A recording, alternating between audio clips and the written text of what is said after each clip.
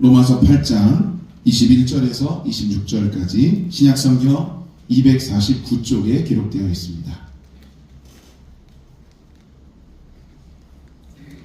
저 한 절씩 교독하겠습니다. 제가 먼저 읽겠습니다. 그 바라는 것은 피조물도 썩어짐의 종노릇한 데서 해방되어 하나님의 자녀들의 영광의 자유에 이르는 것이니라.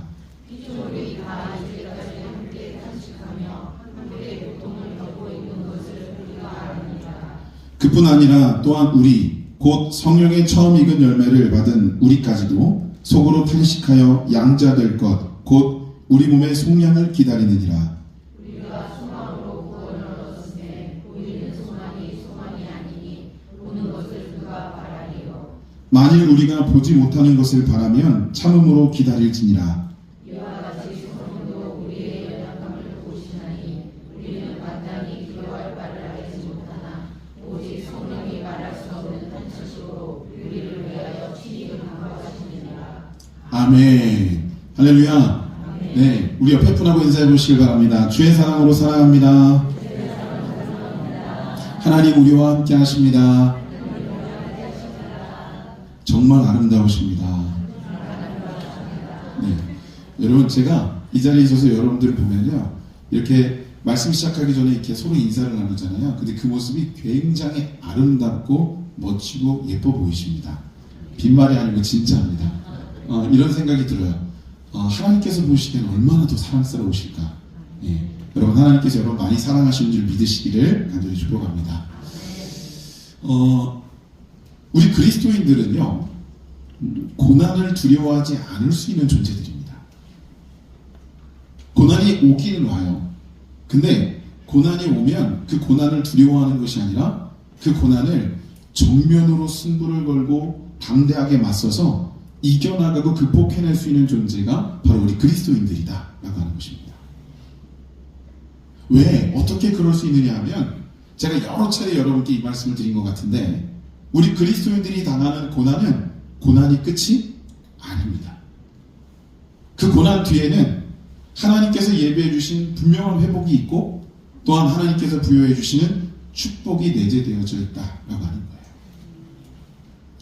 그래서 우리는 고난이 다가올 때마다 그 하나님을 철저히 신뢰하고 그 하나님의 영역하에서 최선을 다해서 그 고난을 극복해 나가는 거예요. 그러다 보면 그 안에서 하나님께서는 우리들에게 축복을 허락해 주시는 거죠. 그럼 우리는 축복을 받고 가만히 있을 수 없죠.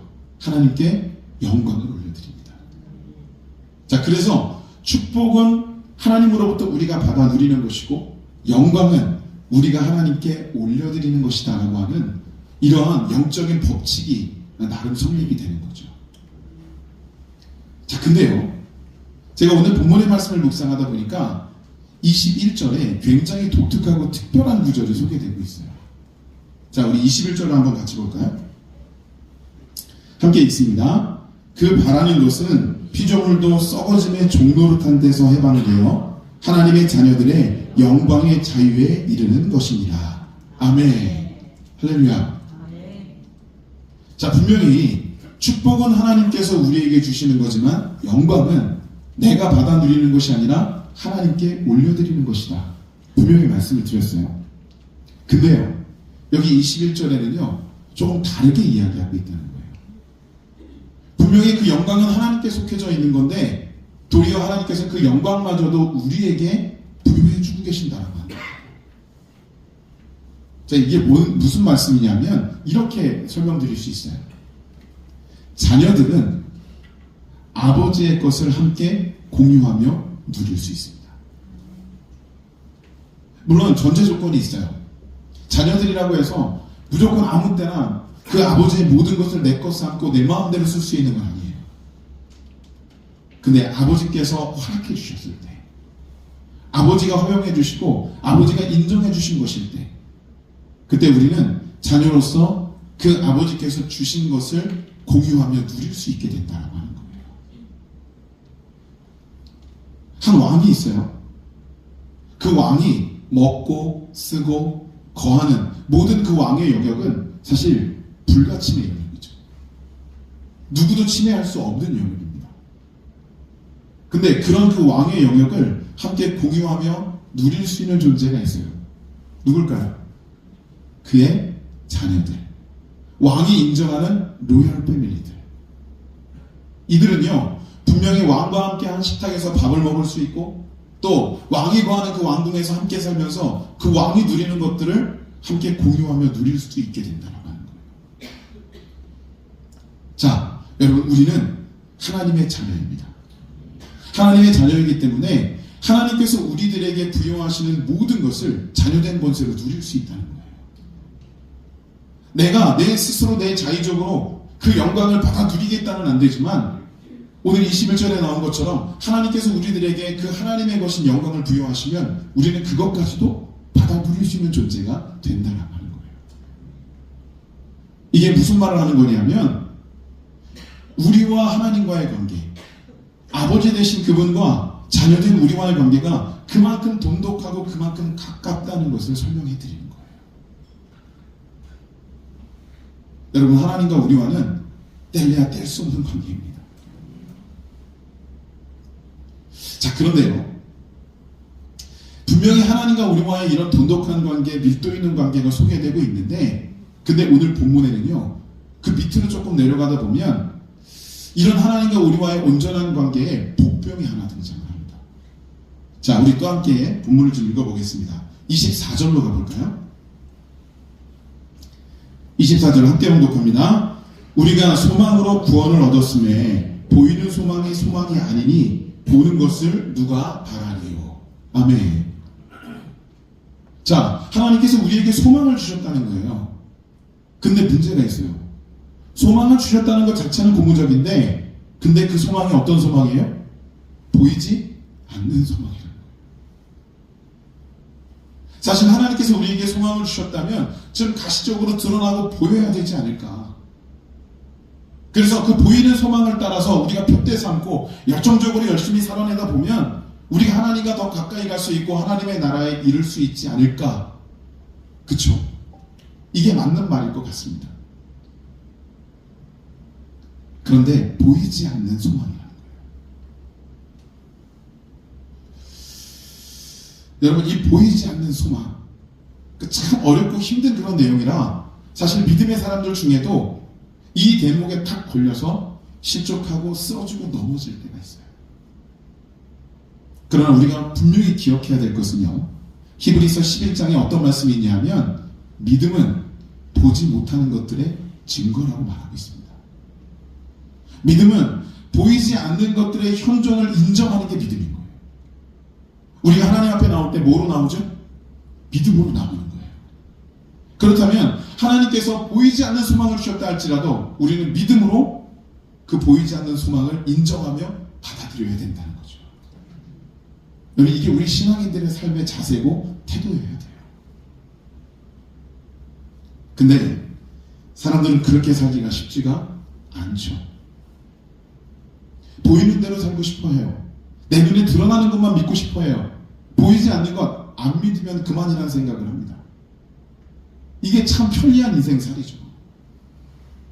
그러다 보니 보이지 않는 하나님의 세계를 꿈꾸기보다는 눈에 보이는 것들, 드러나는 것들, 물질이라든가 지위라든가 이런 세상적으로 드러나 있는 가치들에 조금 더 연연하며 인생을 살 수밖에 없게 된다는 거예요. 그래서 그럴까요? 요즘 세대 아이들을 보니까요, 저희 때와는 조금 다른 면모가 있더라고요. 그러니까 무서운 것, 두려운 것, 공포스러운 것을 좀 물어보면 제가 어렸을 때 느끼던 것과는 좀 다른 걸 느끼더라고요. 저는요, 여러분들도 아마 그랬을 거라고 생각을 하는데, 어린 시절에 정말 무섭고 두렵고 공포스러운 거 그러면 일단 귀신, 도깨비 이런 것부터 시작했어요. 여러분, 전설의 고향 기억하십니까? 예. 꽤 오랫동안 했던 장수 프로그램이고 우리나라의 유일무이한 공포 특집이었어요. 저는요, 어린 시절부터 그 전설의 고향을 단 한 회도 빠지지 않고 꼬박꼬박 봤어요. 근데 놀라운 게 뭔지 아십니까? 단 한 회도 빠지지 않았는데 단 한 회도 그 내용을 제대로 기억하는 게 없어요. 왜 그러냐면요, 제가 그 전설의 고향이라는 프로그램을 보는 그 방식이 굉장히 특이했기 때문이에요. 일단은 TV를 틀어놓고 여름이든 겨울이든 아주 두꺼운 이불을 꺼내서 두릅니다. 그리고 한참을 보다가 진짜 무서운 대목이 나오잖아요. 어떻게 할까요? 그렇죠. 그 두꺼운 이불을 확 뒤집어 쓰는 거예요. 왜 두꺼운 이불이어야 되느냐 하면 너무 무서워서 소리까지 차단을 해야 돼요. 이러고 그걸 봤으니 그 내용을 파악할 리가 없죠. 근데 여러분, 요즘 아이들은요, 눈 똑바로 뜨고 공포물을 봐요. 무섭지 않냐라고 물어보면 이런 답이 와요. 에이, 저거 다 가짜예요. 저거 다 꾸며낸 이야기예요. 저게 진짜일 수가 없잖아요. 이렇게 이야기를 합니다. 그 요즘 아이들은요, 놀이공원을 가도 웬만하면 가지 않는 놀이시설이 있대요. 귀신의 집, 도깨비 집, 이런 데 안 간대요. 그 놀이공원 알바 중에 가장 극한의 알바가 뭐냐 따져보면요, 그 귀신의 집에 귀신 분장 알바래요. 왜냐하면 예전에는 그 귀신 분장하고 숨어 있다가 사람이 들어오면 앞에 나가서 와! 하고 놀래키면 혼비백산하고 도망을 갔다는 거죠. 근데 요즘에는요, 숨어 있다가 나타나서 놀래키면 처음엔 놀래는가 싶대요. 근데 그러다가 갑자기 태도가 돌변해서 막 주먹질도 하고 고함 지르면서 덤비고 막 그런다는 거예요. 그러니까 이게 공포의 대상, 두려움의 대상이 아니라 나를 놀라게 했다는 것에 대한 분노의 대상으로 삼아버리는 거예요. 자, 여러분, 그렇다면 요즘 아이들이 진짜 무서워하는 대상은 누굴까요? 사람이에요. 귀신이나 도깨비 같은 것이 아니라 눈에 보이는 사람, 강도, 사기꾼, 유기범, 학생들이 학교를 다니면 나를 괴롭히는 선배, 일진, 이런 대상들이 진짜 두려움의 대상이라고 이야기한다는 거예요. 이런 세상에 살다 보니까 제가 곰곰이 생각해 보니까 저와 같은 목사들이 참 설교하기가 쉽지 않은 시대를 살고 있다는 생각을 하게 됩니다. 제 그 선배 목사님들은요, 이런 말씀을 하셨던 기억이 있어요. 설교할 때 예수 그리스도, 복음, 보혈, 하나님, 성령님, 그러면 모든 게 다 끝난대요. 그죠? 여러분, 우리도 그러셔야 돼요. 근데 요즘 세대들은 어떤 줄 아십니까? 하나님, 성령님, 존재 증명해 주십시오. 성경 말씀 증거하고 믿으십시오. 그러면 어떻게 그냥 믿습니까? 논리적으로 해석해 주십시오. 그렇지 않으면 믿을 수 없겠습니다. 왜 이런 말들이 나오는 줄 아십니까? 영적 경험치가 없어요. 보이지 않는 그 영적 세계에서 성령께서 어떻게 일하시는지, 하나님께서 보이지 않는 소망 가운데 그 보이지 않는 하나님의 세계 속에서 어떻게 그분의 그 계획을 진행시키고 계시는지에 대한 경험치가 없는 거예요. 그러다 보니까 계속 눈에 보이는 것만 추구하게 되는 거죠. 그게 진짜고 그게 사실인 것으로만 치부해 버린다는 것입니다. 하지만 여러분, 꼭 기억하십시오. 하나님은 우리에게 보이지 않지만 분명한 소망을 주시고, 또한 그 소망은 하나님의 거룩한 계획에 의해서 그의 영적 세계 속에서 진행되어져 가고 있다라고 하는 거예요. 자, 분명히 제가 이 부분을 여러분께 주지시켜 드리는데 또 한 구절이 우리를 힘들게 하는 구절이 등장을 해요. 자, 24절을 읽었는데 25절을 한번 보겠습니다. 함께 봉독할까요? 시작. 만일 우리가 보지 못하는 것을 바라면 참음으로 기다릴지니라. 아멘. 자, 이 참 옳은 말이에요. 합당한 말인데 문제가 뭐냐면요, 보이지 않는 것도 문제인데 그 보이지 않는 것을 끝까지 인내하며 참고 기다리라는 거예요. 요즘같이 스피디한 시대에 이게 가당키나 할까? 그래서 많은 사람들이요, 신앙을 갖고 하나님을 온전히 바라보는 그 과정 속에서 이러한 내용들 때문에 굉장히 많이 흔들리고 자의적인 신앙을 온전히 갖기가 어렵게 돼버리는 거예요. 그래서 저는 이 25절까지 이렇게 묵상하면서 그런 생각을 했어요. 야, 큰일 났다. 어떻게 하나. 근데 그 다음 구절인 26절을 보면서 희망을 갖게 됩니다. 자, 26절 함께 보겠습니다. 우리 함께 봉독할까요? 이와 같이 성령도 우리의 연약함을 도우시나니 우리는 마땅히 기도할 바를 알지 못하나 오직 성령이 말할 수 없는 탄식으로 우리를 위하여 친히 간구하시느니라. 아멘. 하나님께서는요, 그 어렵게 힘겹게 하나님께로 나가기를 원하는 이들을 돕기 위해서 성령님을 보내주셨다는 거예요.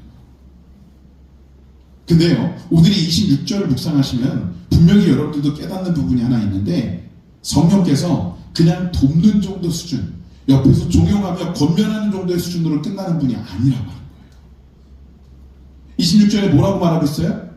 우리가 기도할 바를 알지 못할 때, 향방 없이 우리의 방향성을 잡지 못하고 헤매고 있을 때, 그때 성령께서는 말할 수 없는 탄식으로 직접 뛰어드셔서 우리를 대신해서 간구하신다는 거예요.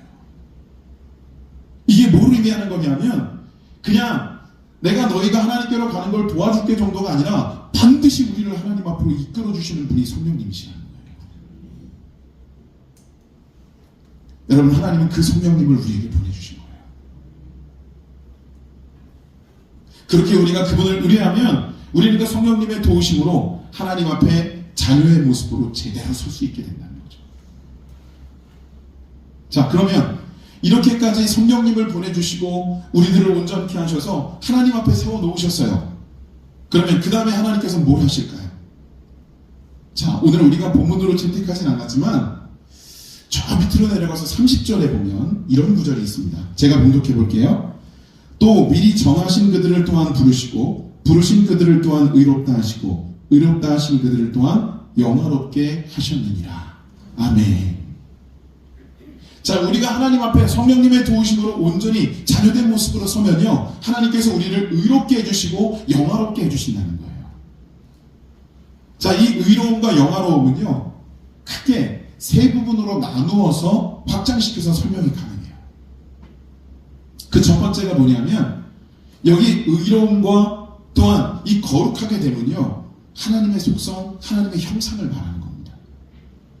다시 말해서 우리가 그분 앞에 서면 우리에게 이 의로움과 또한 이 거룩함을 허락해 주신다면 바로 우리에게 하나님의 형상을 덧입혀 주셨다라고 하는 것을 분명히 이 말씀 가운데 우리에게 소개해 주고 계시는 거예요. 여러분, 이게 하나님의 사랑이 아니고 은혜가 아니면 뭐겠습니까?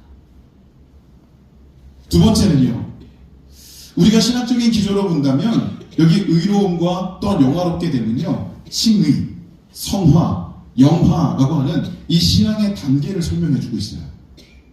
근데 그런 모든 단계들이 하나님의 은혜 속에서 우리에게 주어졌다는 거예요.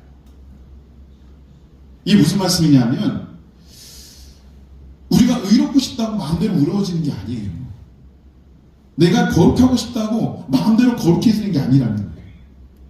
하나님께서 그 의로움과 거룩함을 우리에게 부여해 주실 때 그게 능력이 되고 우리 안에 자리 잡게 된다고 하는 겁니다. 하나님께서 우리에게 그 의로움과 그 거룩함을 허락해 주셨다면 그게 또한 은혜이다 라고 하는 것을 말해주고 있는 거예요.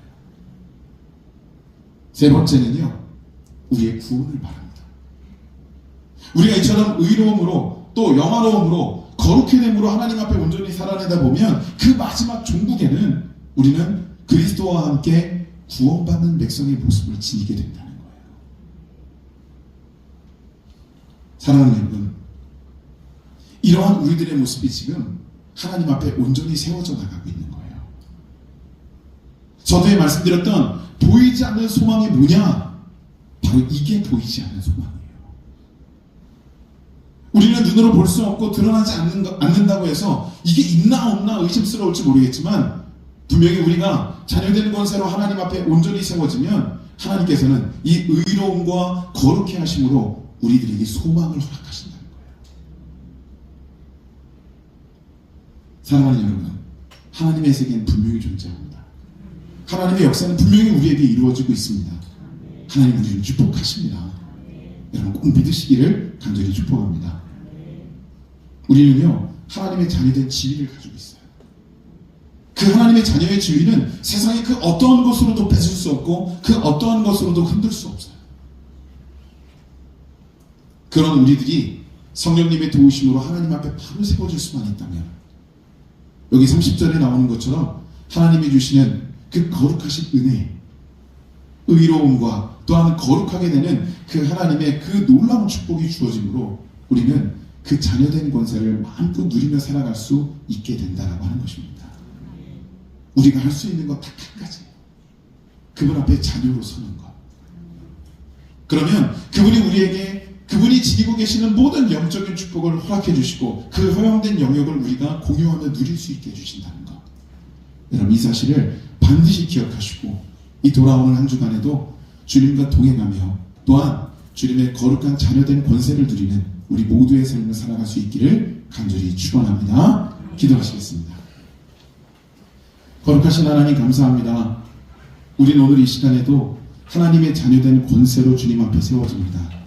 비록 우리가 연약하고 부족해서 하나님께서 우리에게 주시고자 하는 것을 제대로 깨닫지 못하고 있었을지라도 이 시간 성령님 우리 안에 오셔서 우리를 반드시 하나님 아버지 앞으로 이끌어 주시고 그 안에 우리가 주님께서 주시는 보이지 않지만 분명히 현존하는 그 거룩한 소망을 품고 하나님의 삶을 살아낼 수 있는 우리가 되게 하여 주시옵소서. 이 시간에도 주님만을 바라봅니다. 우리 하나님을 향한 이 열정의 삶이 끊이지 않고 멈추지 않도록 인도하여 주시옵소서. 감사드리며 예수님의 이름으로 기도드렸습니다. 아멘. 우리 이 시간